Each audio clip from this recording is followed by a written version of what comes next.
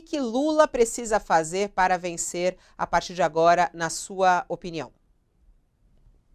Em primeiro lugar, vou dizer assim, uma aparente contradição. Tem que fazer mais do mesmo, ou seja, deu certo, fez 48,5, muito bom, e fazer pequenas modulações, como eu mencionei ao longo da entrevista, ampliar ao máximo o campo democrático, conversar com a Simone, com o PDT, etc., forças sociais, empresariado, e eu tenho sugerido, por intermédio do PSB, apenas uma questão: confrontar legados é muito bom. O Lula tem que fazer isso. E fará, porque o Bolsonaro fugiu de todos os debates.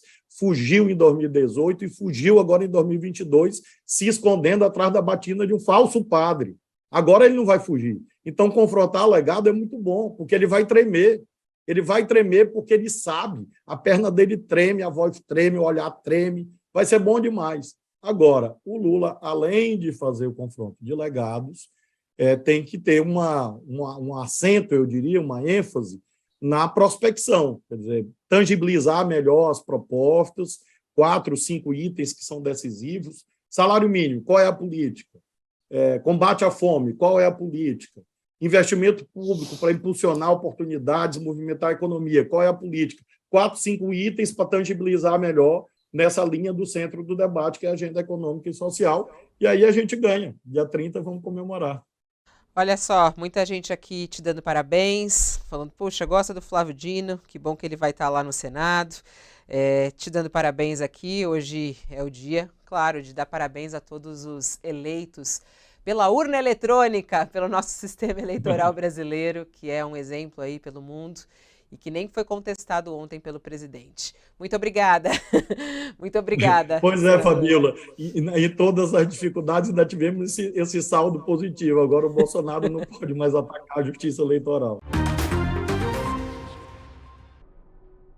O Centrão, o Centrão elegeu mais ou menos uns 250 e poucos deputados.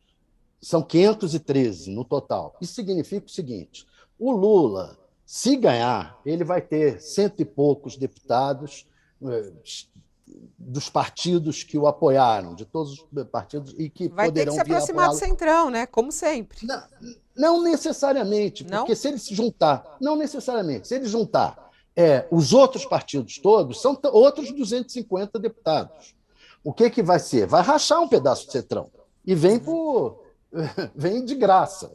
Esse pedaço do Centrão, um pedaço do Centrão vem de graça. Então, o Lula tem como ter o Congresso ainda negociar com poder de negociação e de conversa e de diálogo, pelo resultado das eleições. Não é esse bicho-papão todo que está se colocando.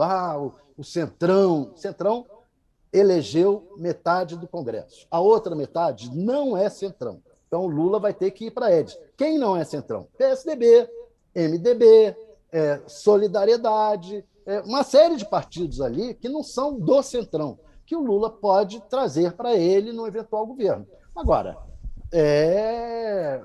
vai ser uma tarefa que tem que ser um cara político e de bom diálogo. Mas o Lula isso. Então, para acontecer isso, precisa primeiro vencer a eleição, né? No e dia aí 30. tem que chegar a eles antes da eleição. Se chegar a eles antes da eleição, ele pode vencer a eleição. Ele tem que pensar isso. Eu tenho que chegar a esses partidos antes das eleições.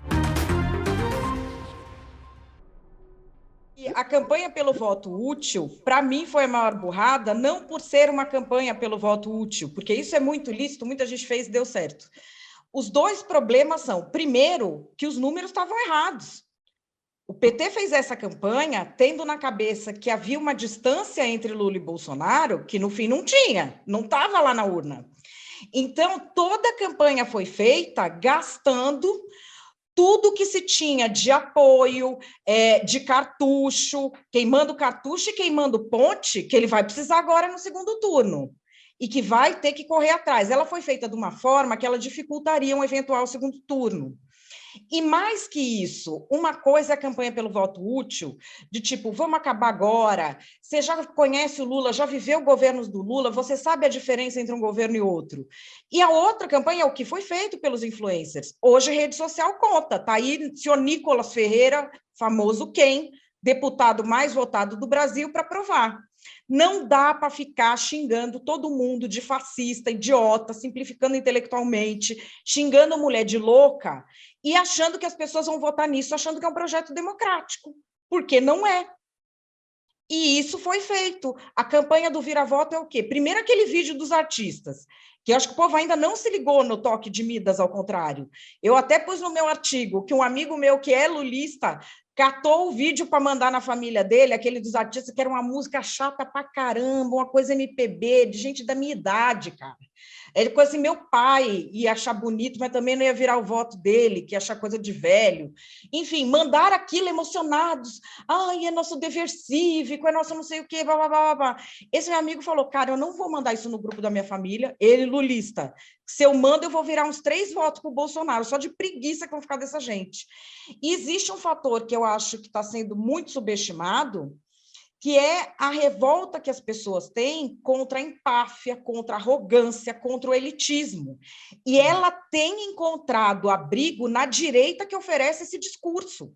Não necessariamente porque o eleitor é de direita. Se você for perguntar, muitas vezes ele é de esquerda. Então, o que a gente teve, na verdade, nessa campanha do voto útil foi uma antecipação do que o Bolsonaro ia receber no segundo turno.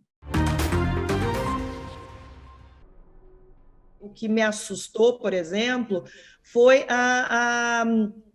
o discurso do Lula, aquele palco cheio de pessoas ali que não necessariamente ajudam, pelo contrário, acho que atrapalham. Eu me assustei, por exemplo, de ver a ex-presidente Dilma em cima do palco falando.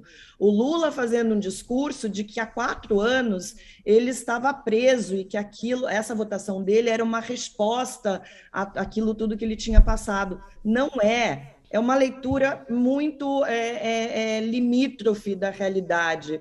O PT continua ignorando o antipetismo, trata o antipetismo como se fosse uma mamadeira de piroca, e não é. O antipetismo existe, o antipetismo está aí. Muita gente que é antipetista talvez seja mais antibolsonarista e foi lá e votou no Lula nesse primeiro turno.